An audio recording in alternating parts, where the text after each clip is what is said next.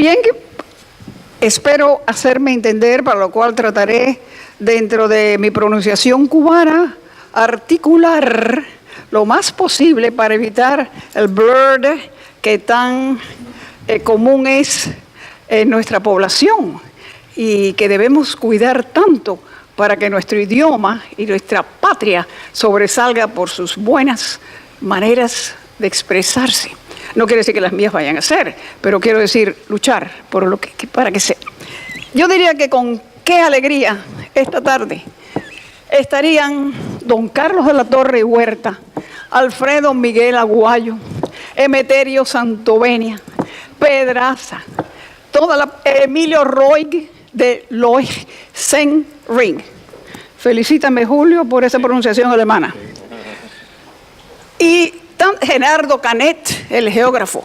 Historiadores y geógrafos estarían bailando felices en una tarde como hoy, porque una región de nuestra patria, como es Camagüey, se presenta en una forma amplia, rica, por parte del autor, joven, sus canitas son de adorno, muy joven,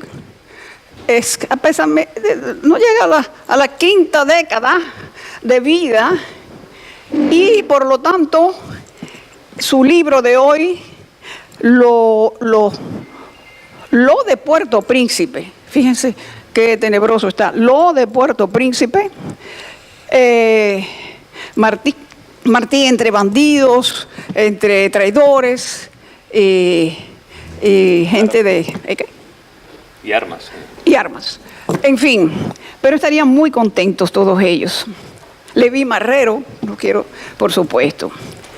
Él es muy joven, es un trabajo de juventud, es un trabajo de investigación fresco, con material, cartas auténticas de archivos cubanos, tal vez extranjeros también, donde se fundamenta ampliamente el estado de Cuba entre las guerras de independencia, que fueron 17 años interrumpidas por la Guerra Chiquita, de 1878 a 1878, fue la Guerra de los 10 años. Él usa una nomenclatura que me preocupa, que es, él dice, la Guerra Grande. Bueno, y el que lee por vez primera dice, bueno, ¿y qué cosa es la Guerra Grande? La Guerra de los 10 años.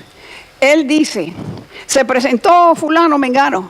¿Cómo que se presentó? ¿En la televisión, como el señor Levy? No. Se presentó, quiere decir, del ejército mambí, fueron a presentarse a las autoridades españolas porque defeccionaron del ejército mambí. Él usa, por ejemplo, el príncipe, voy al príncipe. Si a mí él me dice el príncipe, creo que voy a la fortaleza del príncipe, que me queda cerca de lo que fue mi casa. Sin embargo, no es así. Él se refiere a Santa María del Puerto de El Príncipe en la colonia. Pero los historiadores, ya menos para acá, nosotros hemos visto que cuando me dicen el príncipe, no me dice gran cosa, pero es Puerto Príncipe, es decir, Camagüey, ¿verdad? Bueno, también, por ejemplo, un guerrillero era el español o el cubano que luchaba con las fuerzas, contra las fuerzas mambisas, como, por ejemplo, también los voluntarios. ¿Qué cosa es un voluntario? Voy a pensar que es lo que hay en Cuba, que no es nada de voluntario.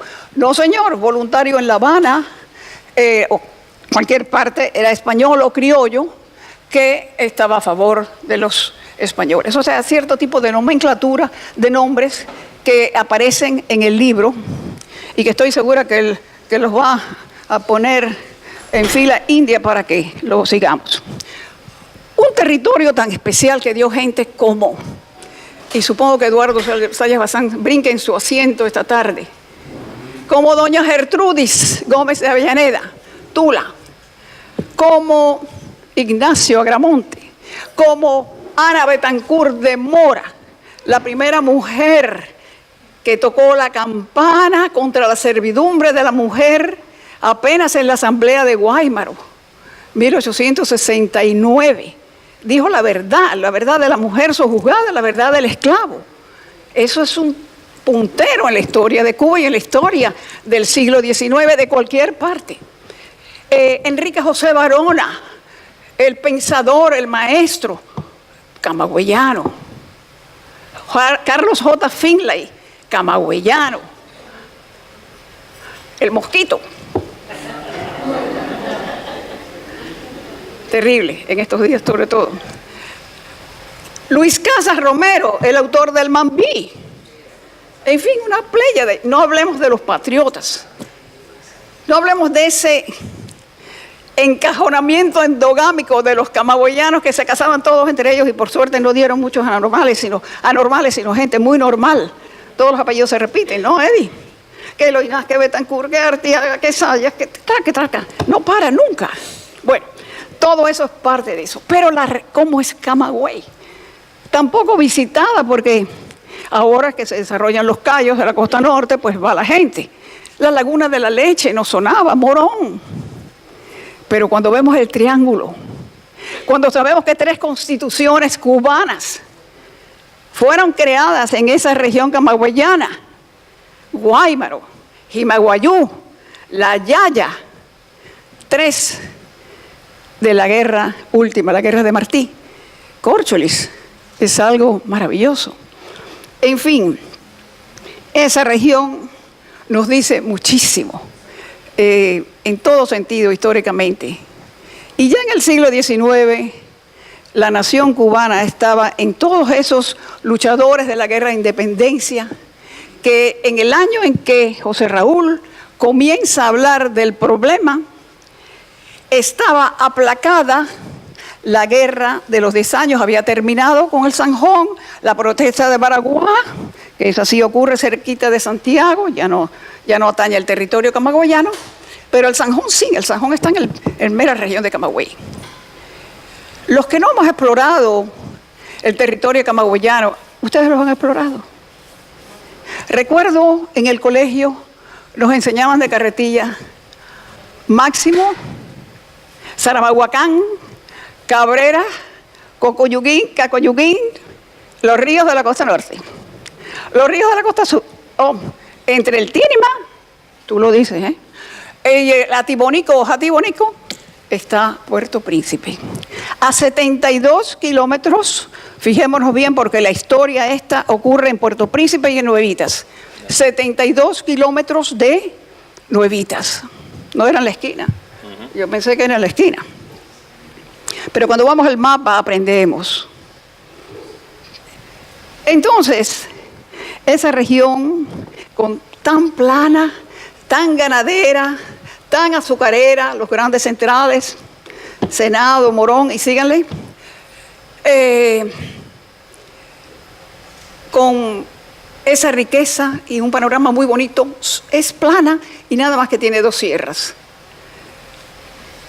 Cubitas al norte, donde la Avellaneda hizo sus travesuras, y esta gente de aquí, del libro de José Raúl también, y la Sierra de Najasa al sur.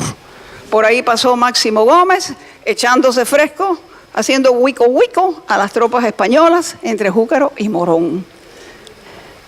Maravilloso. Región de grandes combates en la guerra de los 10 años con la pléyade de los cubanos. Es un trabajo de investigación de José Raúl, realizado en Cuba, José Raúl mayormente, ¿verdad? Mayormente. En temprana juventud. ¿Qué edad tenías? Bueno, si no quieres, no digas. Tenía 21, 22 años. 21, 22 años. Entonces no digas nada de Enrique Loinas del Castillo. Sí. Es decir, él se refiere a la Pax Romana. La Pax Romana era de mentirita. Siguió siempre el cubano dando tiros, echando tiros entre las 2 grandes guerras cubanas, siguió en eso.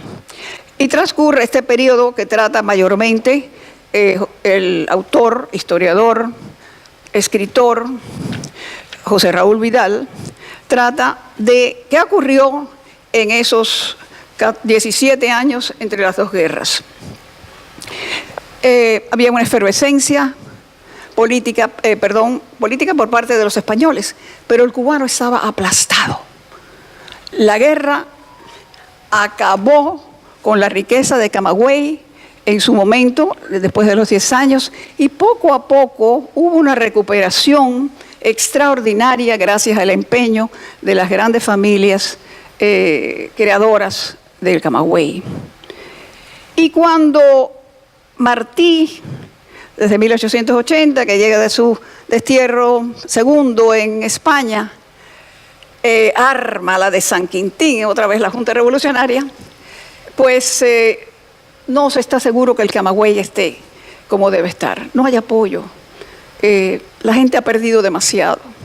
Y me apoyo no solamente en la información de José Raúl, sino en algo muy vívido que vivió una gran amiga que está aquí presente.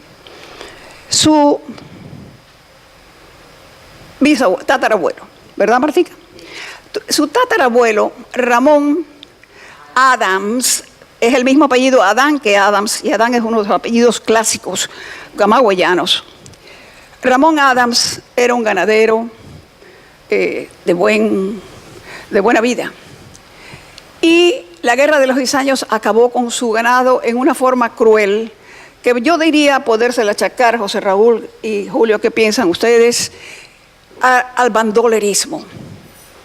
El bandolerismo en Cuba y en otros países, desde Robin Hood hasta Pablo Escobar y el Chapo de aquí de México, toda la bola y Manuel García y el Gallo y Arroyito de los cubanos, eran unos bandidos soberanos estudiados sociológicamente, no solamente psíquicamente, sociológicamente, económicamente. ¿Por qué?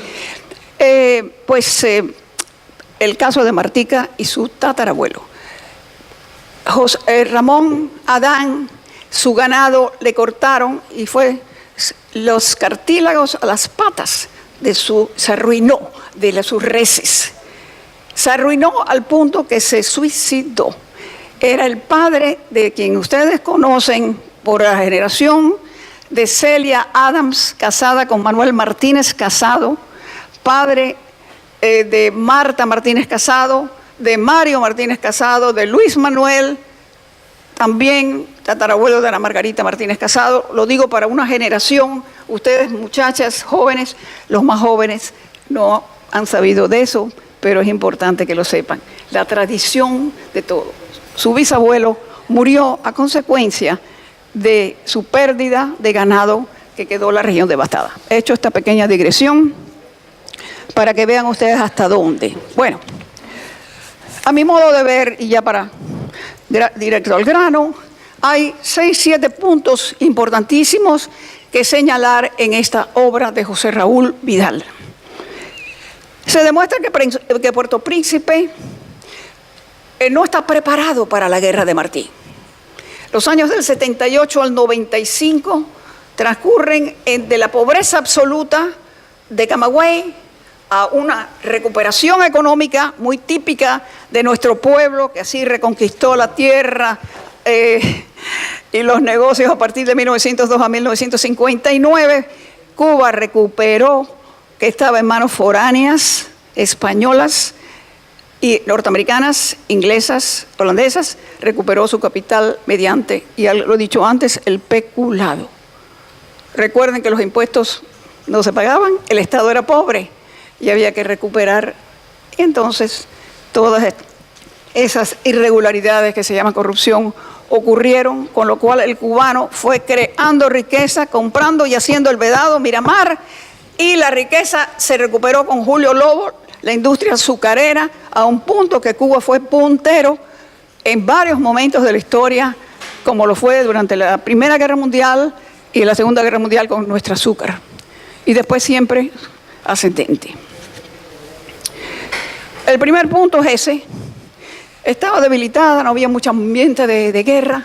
Unos cuantos patriotas, Salvador Cisneros Betancourt, que creo no mencioné, presidente 2 veces de la República en armas, miembro congresista durante la República de Cuba Libre de 1902 en adelante. Todos ellos hicieron, ellos sí estaban con el espíritu patriótico, pero los demás, los grandes, los Arango, López Recio, algunos Loinás, estaba muy debilitada el espíritu patriótico por el gran dolor y la gran devastación que había habido en la guerra de los 10 años. Entonces, nuestro escritor insiste mucho en el punto de lo devastada que quedó la región y por lo tanto como que no había ambiente. Martí, en su junta revolucionaria desde Nueva York, por supuesto que quería estimular eso, pero ahí Salvador Cisneros sí, Elpidio Marín, que era un gran cubano rico, Antonio Aguilera, que era otro cubano rico, había varios cubanos que sí propiciaban aquello, pero recordemos lo que fue el autonomismo cubano con grandes cerebros cubanos, que fue otra forma de entender cómo Cuba podía recuperarse y ser autónoma de España, pero no por el camino de la independencia. Entonces, el punto 1, el autonomismo había socavado, palabras de José Raúl, el espíritu independentista bloqueando las posibilidades mediante la propaganda de miedo. Córcholis, pues los negros, se va a volver a perder, la guerra trae desgracia, toda esta cuestión. Bueno, esto mayormente, y se ponía el autonomismo a la vía de guerra, quería el compromiso con España. Hubo hombres que fueron a Cortes, ya conocen ustedes Montoro, don Rafael Montoro, el padre de Octavio Montoro, el gran médico cubano. Estaban Gobín, estaba Rafael Fernández de Castro, estaba Terry, el de la calzada de Terry y Matanzas. Si hay algún otacero escondido por aquí, ¿no? Bueno, pues eran hombres de mucho pensamiento, que querían que pensaban que el camino de la independencia de Cuba, a la postre se llegaría a eso, pero no estaban tan seguros. 20 años de autonomismo. A la postre, cuando se lleva a cabo, en 1898, too late, demasiado tarde. Ya en 1898 Cuba estaba alzada de San Antonio a Maicí. En 3 meses, recuerden la invasión de Oriente a Occidente, Maceo llegó a Mantua, desde Oriente, bastante próximamente, desde Cacocún o cosa cercana, ¿no? José Raúl, sí.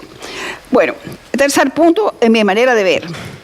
Él le da relevancia, y por eso he traído a la Mambisa, estilizada, a la obra de la mujer.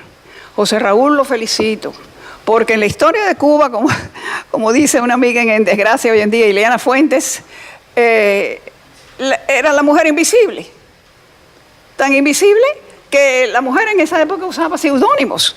Únicamente doña Tula Gertrudis fue la que llevó el banderín en España, y así todo nunca pudo pertenecer a la Real Academia de la Lengua Española. La mujer estaba en un paréntesis oculto, no tanto como las musulmanas, pero en otra forma. Cuarto punto, el episodio increíble, que le agradezco al autor que lo destaque con pelos y señales, con fundamentos de cartas, etcétera, etcétera, de este señor cuya fotografía no está muy brillante, me la envió su bisnieta, Gladys Loinás del Castillo, estaba de viaje, y me envió en el telefonito una chiquitita. Yo la mandé a agrandar. Enrique Loinás del Castillo, que lo conocí en casa de mi tío abuelo, el general Carlos García Vélez, un hombre guapísimo, bigotón, pero muy ordenado, y de una personalidad increíble, ¿no? Sí, cómo no. Ya verán ustedes en qué consistió la diablura de Enrique Loinás del Castillo, que a los 22 años hizo una operación Mambisa, a la cual le vamos a dedicar algún tiempo, supongo, porque es tan atractiva y tan temeraria y tan osada que casi no cabe en el cerebro, y fue poco tiempo antes, meses antes de la expedición de Fernandina, cuando Martí organiza los 3 barcos que caen en desgracia. Pero bueno, hay que leer. El libro, uno de sus grandes méritos es que nos invita a leer, que nos invita a estudiar, que nos invita a rascar nuestra historia y a apreciarla, y sobre todo en forma comparativa con el resto de la historia de la América.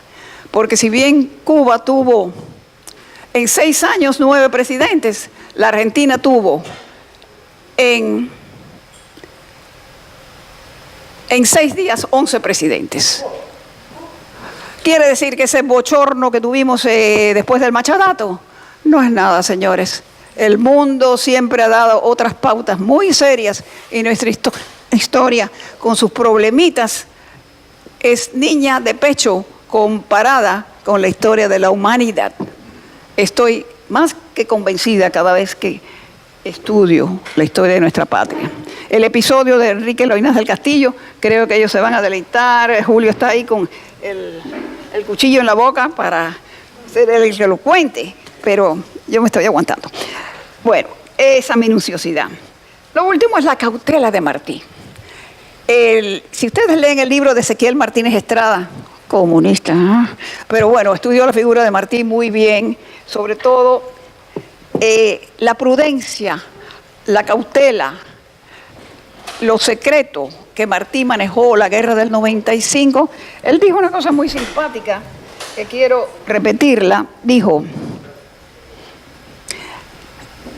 de mí no sabe